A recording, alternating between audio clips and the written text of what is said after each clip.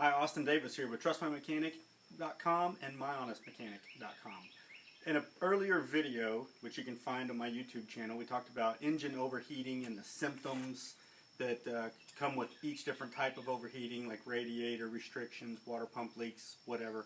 You can find that in my channel. But today we're going to talk about head gasket leaks. What is a head gasket leak, and what do you do about it if your mechanic says you do have a head gasket leak? Well, the head gasket is basically in the middle of the engine, runs horizontally, and it splits the engine. So the top half of the engine is called the cylinder head, and the bottom half of the engine is called the engine block. The block is where the pistons are.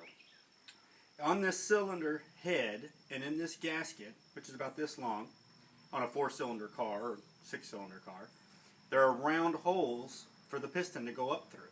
So the piston's moving up and down in the engine around this sealed head gasket. And there's a metal ring around each piston where the head gasket is.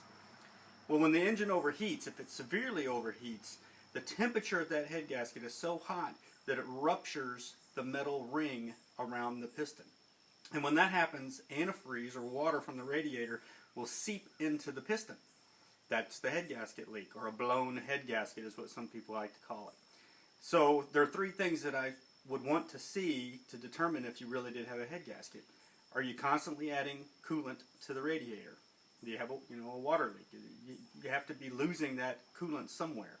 You don't see any visible leaks on the ground, and you've gotten a cooling system pressure test to rule out a water pump or a radiator or something obvious. I would also expect to see white smoke or steam coming out of the tailpipe, and probably a check engine light on, and definitely usually a running problem, an engine miss. Doesn't run well, doesn't have the power it used to. So why do we get the white smoke? Well, antifreeze is dropping into that cylinder, and as the piston comes up into the engine, it tries to push that gasoline up to the top of the spark plug. The spark plug's here. Well, if water coolant has dripped on top of the piston, you're pushing that coolant up into the spark plug. It'll basically put the fire out at the spark plug, and that water has to compress somewhere. So it just turns into steam, just like if you dropped water on a hot iron skillet. It's going to bubble and sizzle for a minute and then basically just disappears. It just evaporates. So that coolant has to go somewhere. So it'll get burned instantly and then go out the tailpipe. And it'll come out as steam or a white cloud of smoke, because coolant tends to be a little oily based, so it'll have this plume of white smoke out the tailpipe. The engine miss is going to be because the spark plug basically quit working for just a second as it snuffed the fire out. So your 4-cylinder car is now a 3-cylinder car, or your 6-cylinder car is now a 5-cylinder car.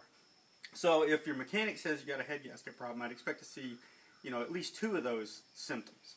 So what do? Well, the correct way, and the way most mechanics are going to suggest you repair your head gasket, is to take the top half of the engine off.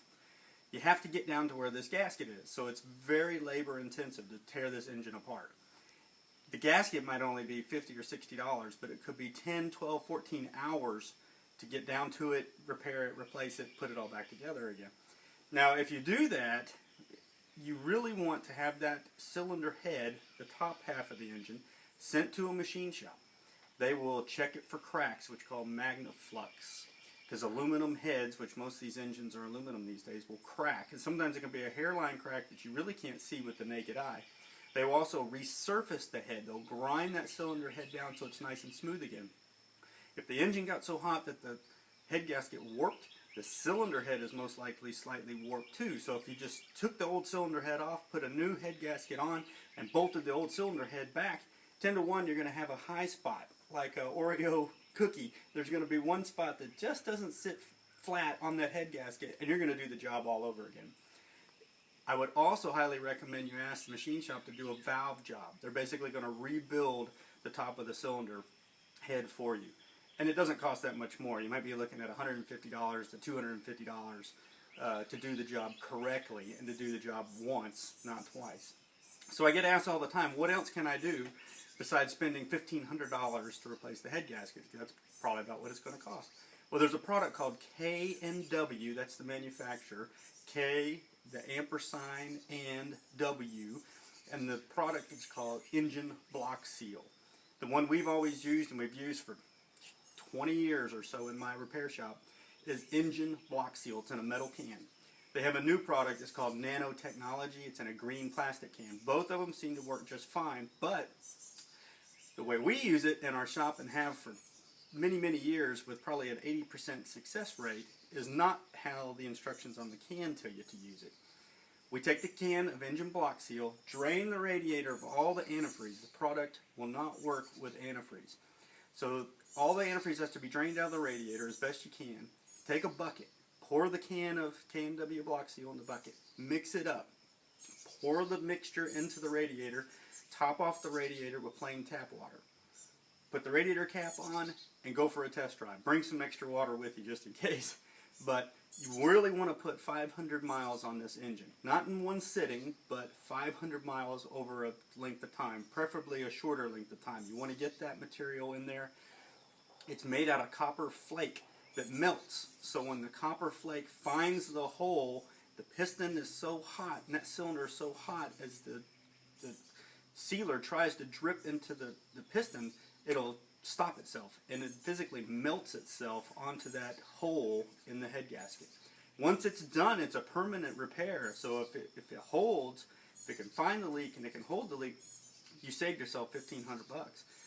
There's no, if you do it my way, there's no overheating protection because there's no antifreeze in here. So watch out, don't overheat the car again and cause more problems. There's also no freeze protection since there's no coolant in here. If you live up north or in a snowy climate and you're trying to do this, keep the engine and the radiator from freezing. Take the radiator cap off, put it inside, put the car inside, put a drop light or something under the engine at night if it's real cold. But the success rate on doing it that way is about 80% in our shop. We don't take the spark plugs out like the manufacturer of the product suggests. We don't take the thermostat out like the manufacturer of the product suggests. Just pour it in, give it 500 miles. After the 500 miles, drain it out, put back the coolant and the antifreeze mix, which is usually like a 50-50 ratio. Now, you have to find out where the overheating problem begins. Because if you don't find the cause of the overheating, you're going to rupture something else, another head gasket. The head gasket leak is just the symptom of the overheating. So watch my other video titled Car Engine Overheating in my YouTube channel to figure out what it is that's caused the overheating. Most of the time it's a radiator that's restricted down at the bottom and you can't see all the gunk and rust and mineral deposits that built up. You can't flush it out, so taking a garden hose does actually nothing. It's like triple bypass on your heart. You need to replace the radiator or send the radiator to a repair shop where they can take it apart and core it, recore the radiator to rot out all that junk. So try the KMW engine block seal, Nano Technology, or the metal can. Make sure you have a head gasket leak in the first place, so rule out the three symptoms that I went over at the beginning, and then find the cause of the overheating so you're not doing this project again. I hope it helps. Austin Davis, thank you very much.